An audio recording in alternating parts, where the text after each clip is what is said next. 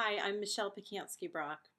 In the past 2 years or so, Twitter has empowered me to develop my own personalized professional development program.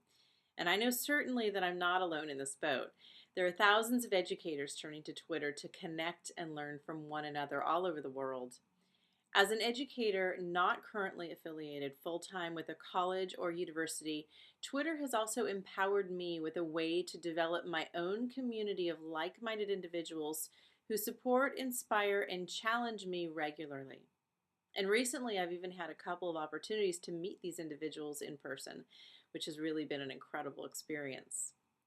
But many educators still consider Twitter a joke, a waste of time, superficial, or something that's just for teenagers. Recently, I invited Catherine Hillman to share how she uses Twitter for her own personal learning network, or PLN. Catherine graciously shared the following 10-minute video that includes tips for getting started with Twitter and a very cool Twitter teaching activity that she uses in her own classes called Follow 50 that I think you're really going to like. You can follow Catherine on Twitter, like I do, at cat8canary. Enjoy. Hi everyone, I'm Catherine Hillman, and I'd like to talk to you a little bit today about my personal learning network. Now, my PLN, or Personal Learning Network, keeps me updated on a variety of resources within several different areas that I'm really interested in, and especially the online teaching and learning community, but also topics that relate to my students in my multimedia for web courses or my social media marketing courses. And my PLN really helps me stay on top of key conferences when I can't be there.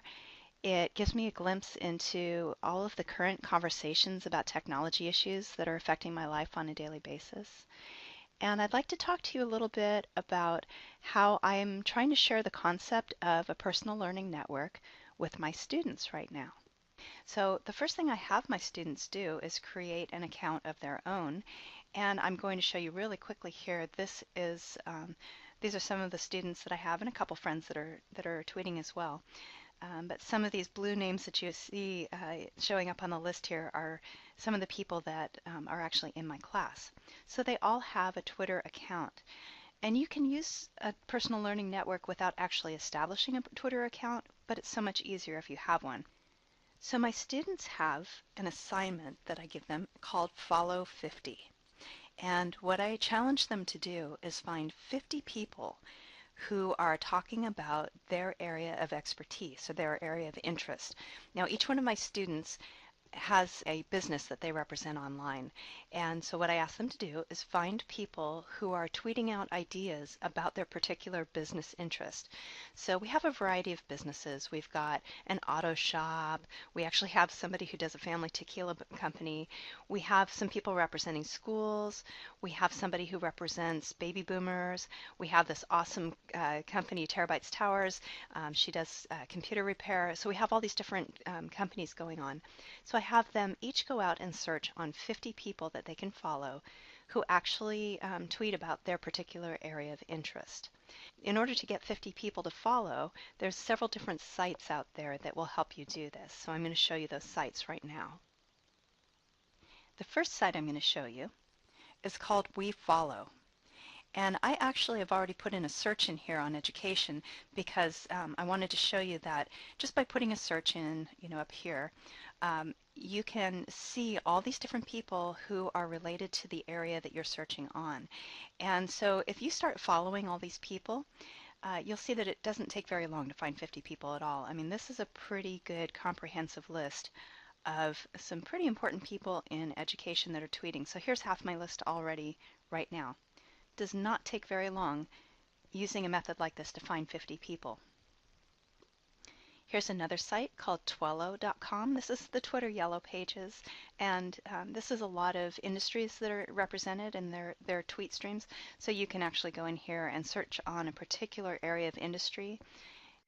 We also have the Twib site. So you probably start getting the twend, right? That everything starts with TW.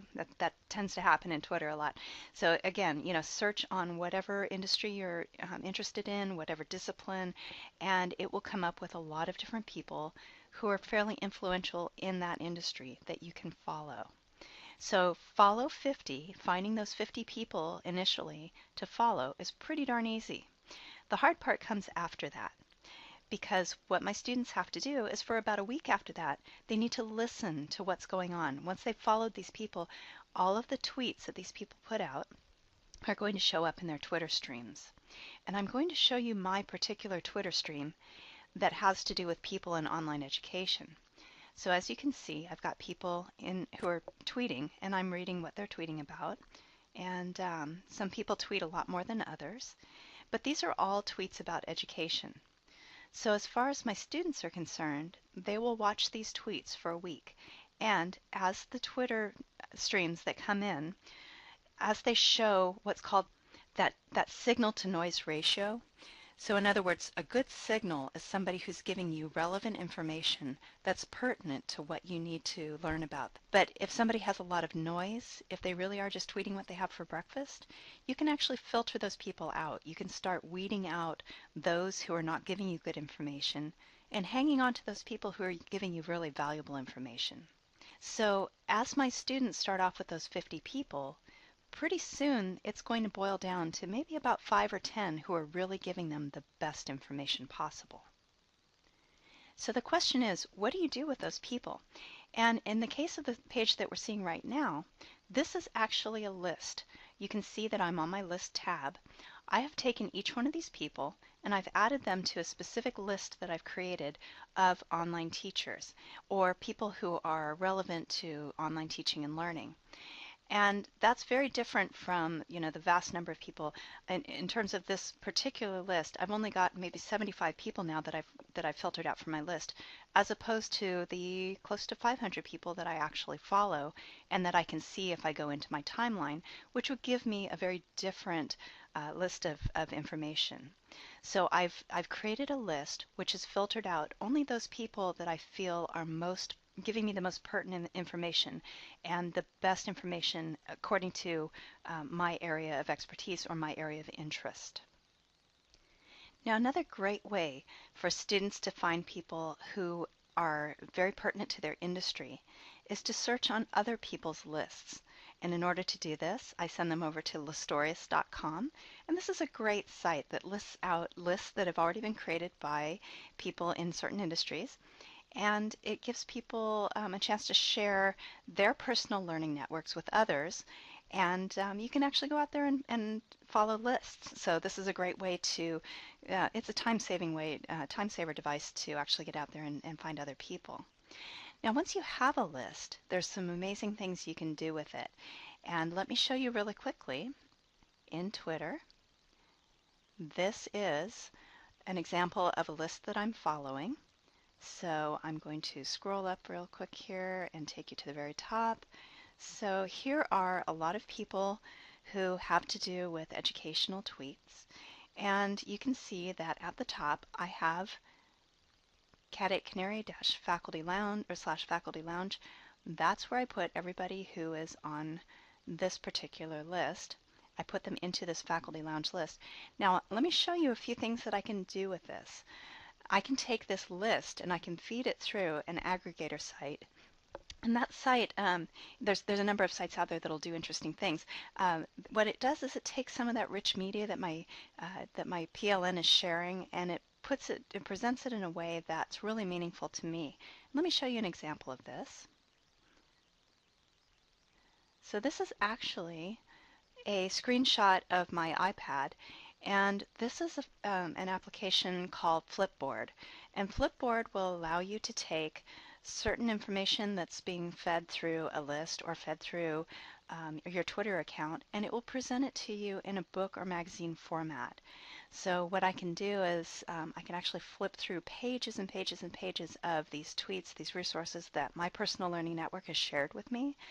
And it really becomes a magazine, a crowdsourced magazine created and contributed by people who all have the same interests as me in whether it's online learning, whether it's my social media marketing course information, or for my students, they can take their particular industry and they can feed it through this resource as well.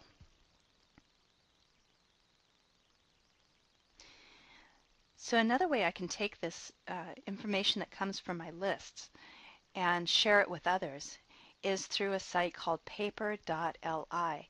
And this is my faculty lounge. This is that list of online educators again. And what I've done is I've fed that through Paper.li, and it formats it for me as a newspaper or magazine format. And I'll scroll down and show you what this looks like. And these are all resources that people within my Twitter stream, within my particular interest in online education, are sharing with me. So you can see it presents it in a way that's very easy to navigate, very easy to flip through and take a look and see what everybody's sharing. And it even puts it, this is the headlines page, here's everything that has to do with education, and that's, I believe, anyone who has the word education either in their tweet or in their name. So all sorts of things going on here in posts that have been shared on education.